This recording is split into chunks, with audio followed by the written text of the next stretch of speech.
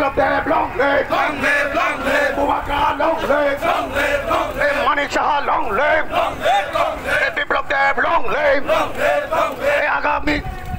আগামী লোকসভা নির্বাচনে BJP IPF মতা জোটকে বিপুল ভোটে জয় করুন। আগামী লোকসভা নির্বাচনে বিজেপি আইপিএফ মতা জোটকে প্রার্থীকে বিপুল ভোটে জয় করুন। আগামী লোকসভা নির্বাচনে বিপ্লব দেবকে বিপুল ভোটে জয় করুন। আগামী লোকসভা নির্বাচনে পদ্ম ফুলে চাপ দিয়ে বিপ্লব দেবকে বিপুল ভোটে জয় করুন।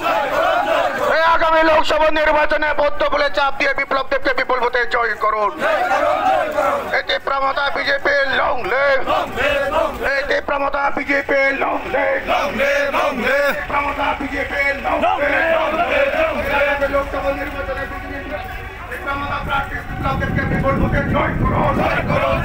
আগামী লোকসভা নির্বাচনে বিপ্লব দেবকে পদ্ম ফুলে চাপ দিয়ে বিপুল ভোটে জয় করুন।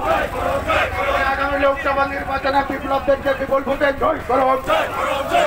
আগামী লোকসভা নির্বাচনে বামফ্রন্ট প্রার্থীকে আমরা ঠিকমতো দেখছি না।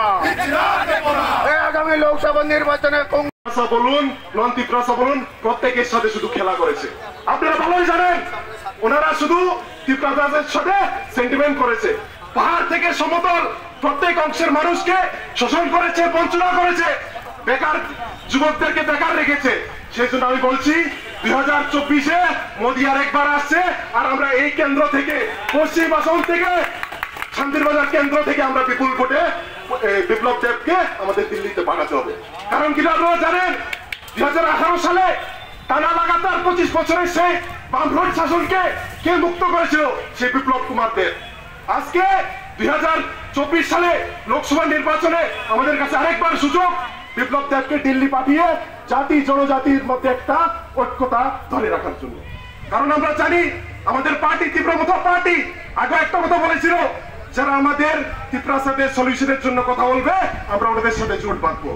মোদীজি এবং হোম মিনিস্টার অমিত শাহ ওনারা জানে ত্রিপুরা সাথের অবস্থা ত্রিপুরা রাজ্যে কি, এবং ওনারা 60% কাজ অলরেডি হয়ে গেছে আমাদের রেকর্ডের পরে।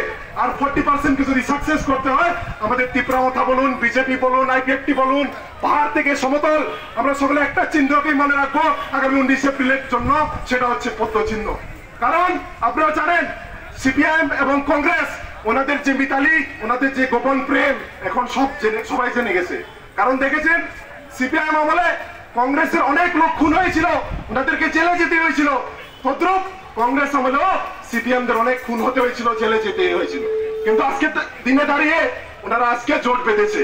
আজকে ওনারা জোট বেঁধে আজকে যে একটা সরকার কেন্দ্রে চলছে বা যে একটা সরকার বর্তমানে ত্রিপুরা রাজ্যে চলছে সেটাকে কালিমা লিপ্ত করতে চাইছে।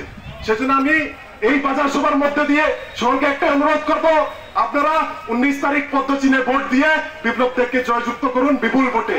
এই সামান্য কথা রেখে আমি আমার আলোচনা এখানে সমাপ্ত করছি। Tripura Motha BJP IPFT long live, বুবাকরা long live, Biplab Kumar Deb long live. সবাইকে নমস্কার।